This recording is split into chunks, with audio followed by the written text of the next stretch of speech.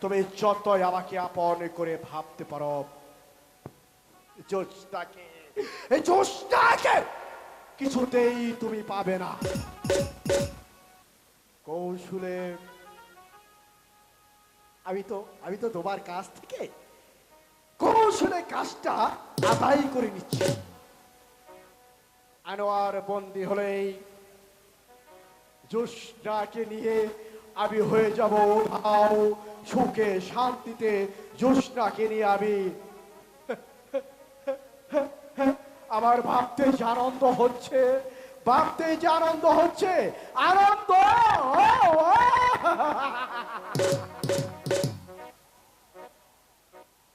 মজিবর, আমি তো নাপিত নয়, উজির কে বেটা, নামি কে বুবা রাম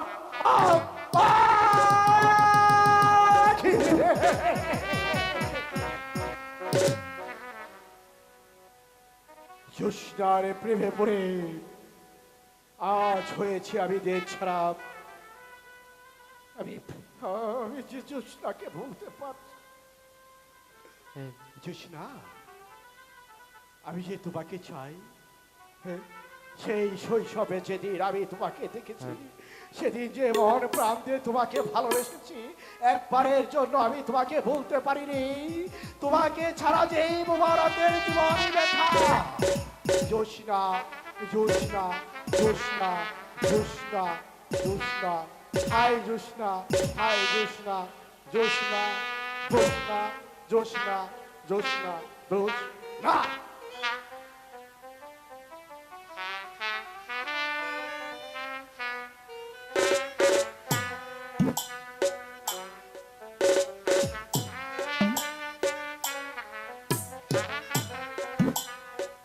জোসনা, স্বামী, জমিদারের দয়ায় আমরা এখানে মহা সুখে আছি।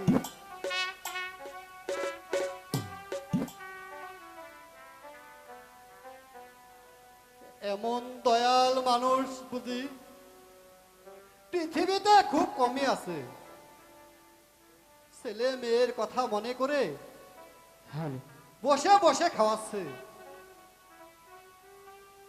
আল্লাহ পাক যদি মুখ ফিরিয়ে দেয় তাহলে প্রতিদান আমরাও দেব। আম্মা তো বিদায়ের কালে বলেছিল দিন আসলে সে আমাদেরকে খুঁজে নেবে, কিন্তু আজ কয়েকটি বছর কেটে গেল, কই আমাদের কোনো খোঁজখবর তো নিল না। আর কিছুদিন অপেক্ষা করো, তোমাকে এখানে রেখে ছদ্মবেশে রাজ্য হতে ঘুরে আসবো। আব্বা আম্মা হয়তো আমাদের হারিয়ে কেঁদে কেঁদে মরছে। আমি দাদা দাদির নয়নের নাতনি ছিলাম, আমার আর তোমার খবর শুনে হয়তো কেঁদে কেঁদে অন্ধ হয়ে গিয়েছে।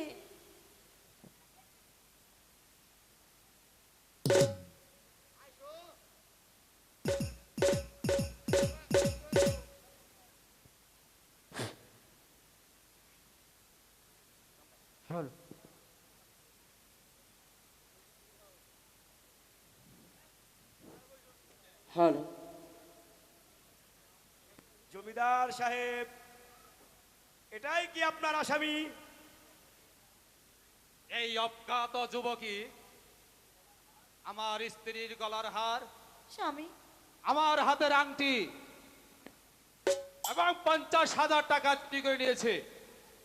এই চোরকে বন্দি করুন।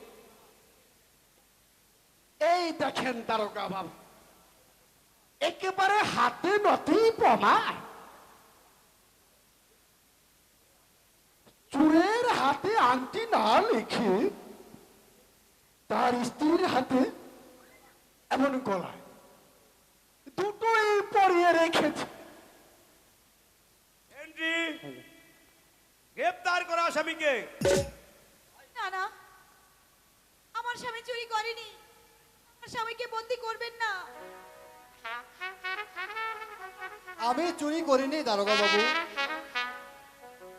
ওরা মিথ্যা কথা বলছে। বিশ্বাস করুন, এই হার ছড়া জমিদার সাহেবের স্ত্রী আমার স্ত্রীকে উপহার দিয়েছে। চুপ করো বেদব। খুনের কেসে আসামি জানলে আমি আশ্রয় দিতাম না। আমার বাড়িতে থেকে খেয়ে আমারই মাথায় কাঁঠাল ভেঙে খাওয়া। এ দান দারোগা বাবু। আমার স্বামী চুরি করেনি দারোগা না, বাবু। করছে করছে। ওই জমিদার আমাকে আংটিখানা উপহার দিয়েছিল, আর এই হার ছড়া ওনার স্ত্রী দিয়েছেন। এগুলো সব মিথ্যে কথা। এগুলো সব মিথ্যে কথা। ডায়েরি লিখুন স্যার, এই বেটা চোর নয়, খুনেরও আসামি। তা না হলে এই দ্বীপের কুড়ে ঘরে আশ্রয় নিয়েছে কেন?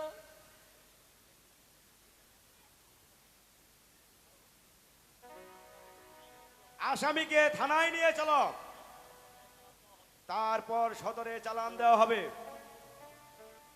শুনেন শুনে দারোগা বাবু,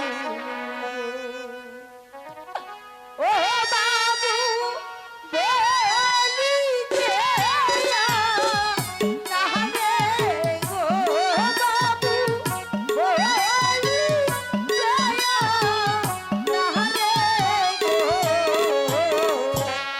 শুনেন শুনে দারোগা বাবু।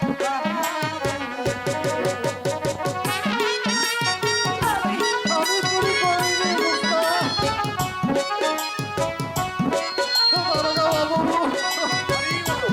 আমাকে ছেড়ে দিন।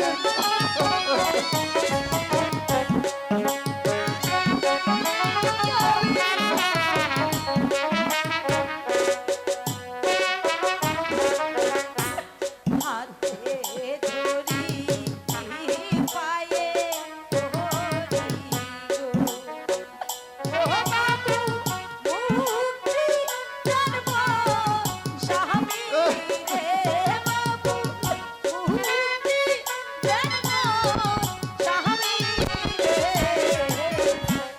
শুনে শুনে দারোগা বিশ্বাস করুন দারোগা বাবু, আমি চুরি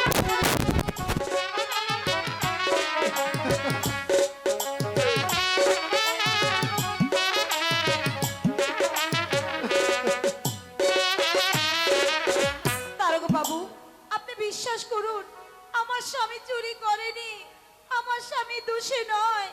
দারোগা বাবু, তোমার স্বামী যে ছেড়ে দেওয়ার ক্ষমতা আমার নেই মা, তবে তোমাকে আমি কথা দিচ্ছি, জামিনে বের করতে চেষ্টা করব। চোরের আবার জামিন? আর বিলম্ব নয় বাবু। তাই নিয়ে যাও। এই শুধু চুরি করেনি, সুযোগ পেলে আমাকেও মেরে ফেলতো। দশ কথার এক কথা, তার নাম হয়েছে হক কথা হুজুর। বিশ্বাস করুন দারোগা বাবু, আমি চোর নই। জমিদার সাহেব আর এই নাপিত পেড়া ষড়যন্ত্র করে আমাকে ধরিয়ে দিয়েছে। সুরের মার বড় গলা। আমার স্ত্রীকে হত্যা করার জন্য। আমি চোর নই দারোগা বাবু, আমি চোর নই।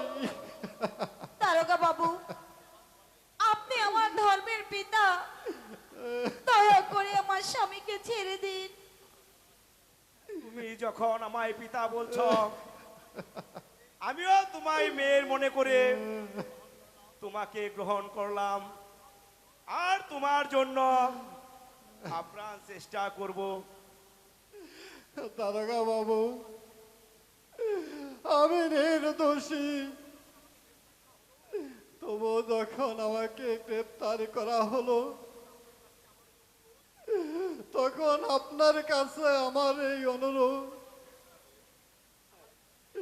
আমার স্ত্রীকে মেয়ের মতো মনে করে আপনার কাছে রাখবেন।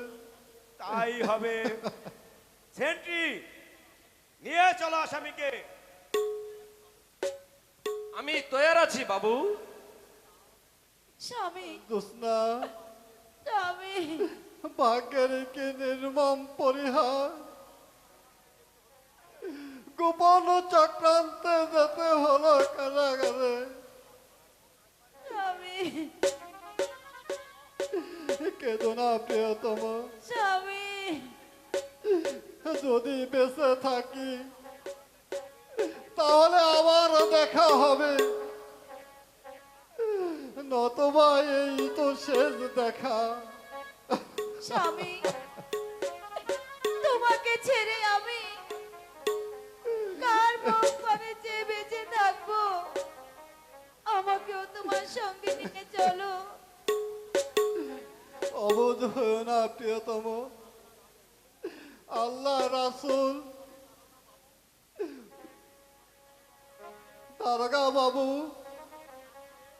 দারোগা বাবুর আশ্রয়ে তোমাকে রেখে গেলাম।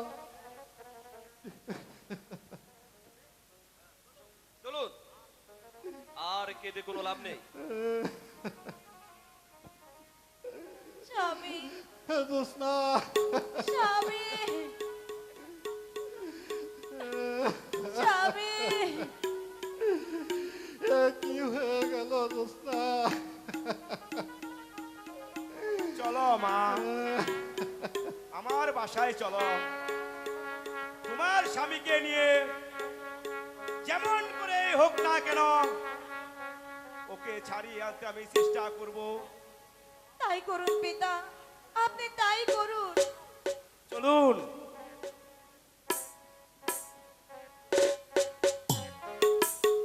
সফল শেখ। হুজুর, শিকার তো দারোগাবু নিয়ে গেল, এখন কি করা যায়? জমিদার সাহেব, আপনি সে চিন্তা করবেন না। এই কিছু মাল পাড়িয়ে দিলে দারোগা বাবু খুশি মনে ওই জোৎস্নাকে আপনার হাতে দিয়ে দেবে। তাহলে আর দেরি নয়, এখনো ৫,০০০ দিচ্ছি। আজ রাতে হ্যাঁ।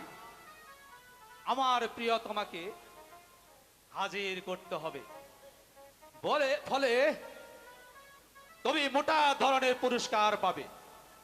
চলো, টাকা দিচ্ছি। তাই চলুন বন্ধু, তাই চলুন, তাই চলুন, তাই চলুন। হারামির বাচ্চা মরিব জীবন, তোর মনের ভিতরে এত স্বপ্ন, আকাশ ছোঁয়া কল্পনা কেমন করে ভাবতে পারলি আমার জোৎস্নাকে আমি তোর হাতে তুলে দেব? জোৎস্নাকে শুধু আমার, জোৎস্নার প্রেমে আমি পাগল, জোৎস্নাকে শুধু আমি চাই চাই।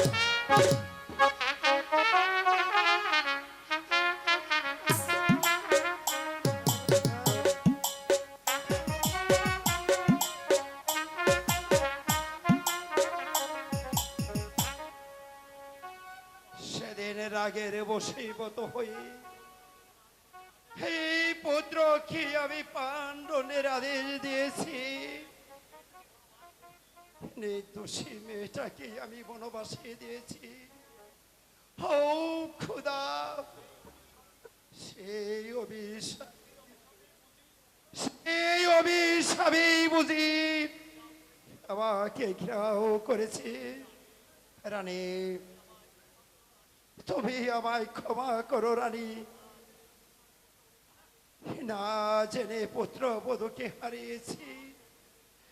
আজ বুঝতে পেরেছি সেদিন আমার গুরুতর ভুলই হয়েছে, কোনদিন আর সংশোধন হবে না। রাজা হয়ে বেতনভুক্তি কর্মচারীর কথা শুনে পিতা হয়ে ছেলেকে প্রাণদণ্ডের আদেশ দিয়েছে। আপনি না বিচারক, বেদের মেয়েকে কথা দিয়ে তা কেন পালন করলেন? বললেন না? এই কি বিচারকের নীতি? বলুন জাহাপনা। পুরনো কথা বলে হে আর কেঁদে লাভ নেই। মন তখন একটু ভারাক্রান্ত থাকে, এই তখন এই কেঁদে কেঁদে একটু হালকা করে নেই। জাহাপনা, পুত্র যখন হারিয়েছেন তখন পুত্রবধূকে ফিরিয়ে আনা যায় না? আজ প্রায় 60 বছর হয়ে গেল, এখনো কি মা লক্ষ্মী বেঁচে আছে? ওই সুন্দর বনের বাঘ বালক ফিরেছে, না হয়তো কোনো আত্মহত্যা করে আমাকে অভিশাপ দিয়ে গেছে। সেনাপতি সাহেবকে পাঠিয়ে খোঁজ খবর নিলে কেমন হয় জাহাপনা? কোন মুখে রানী? ও কথা বলো না রানী।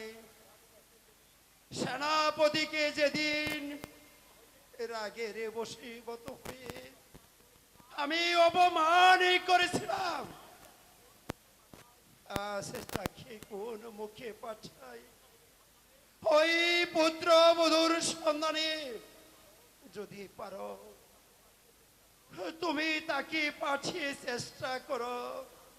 আমি পারবো না রানী, আমি পারবো না। কোথায় মুন্সিজি? আমাকে ডেকেছেন রানীমা? হ্যাঁ, আমি তোমাকে স্মরণ করেছি। যাও, সেনাপতি সাহেবকে এখানে পাঠিয়ে দাও। তাই যাচ্ছি রানীমা।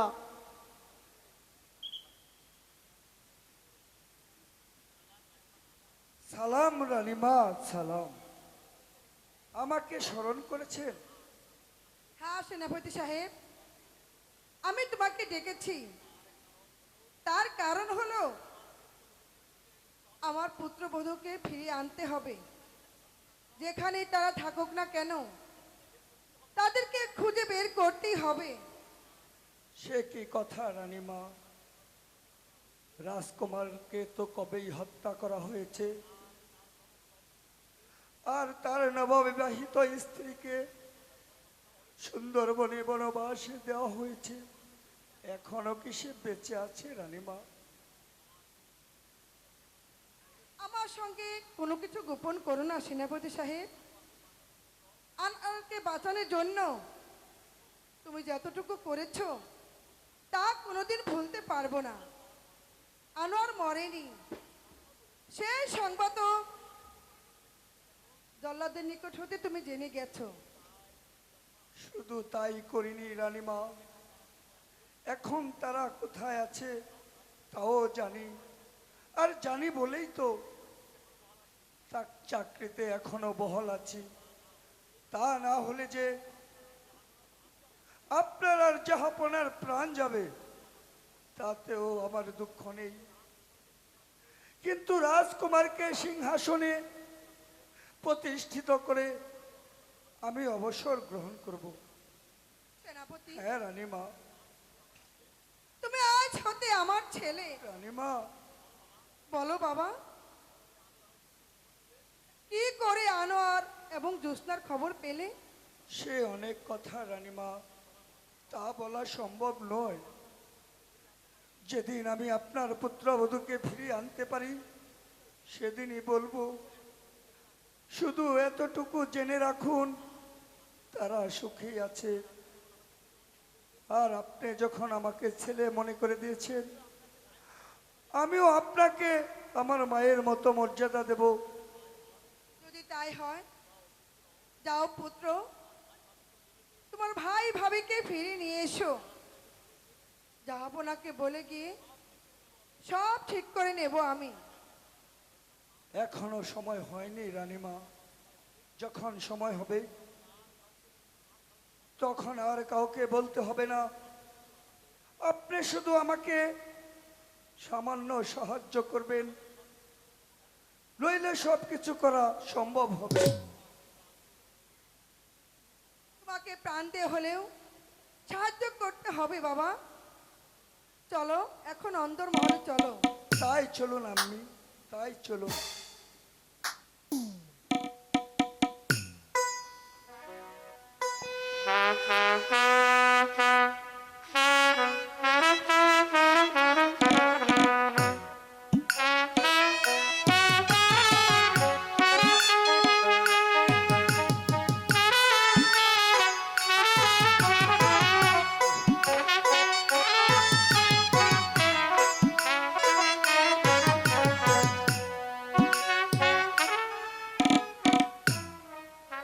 না,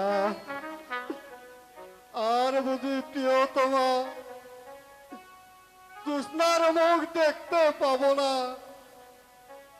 জমিদার সাহেব টাকা পয়সা দিয়ে সব কিছু হাত করে ফেলেছে, মুক্তি আমার হবে না। ও খোদা, তুমি আমার প্রিয়তমা জোৎস্নাকে দেখে রেখো, দেখে রেখো। ভাগ্যের পরিহাস, সবই ভাগ্যের পরিহাস।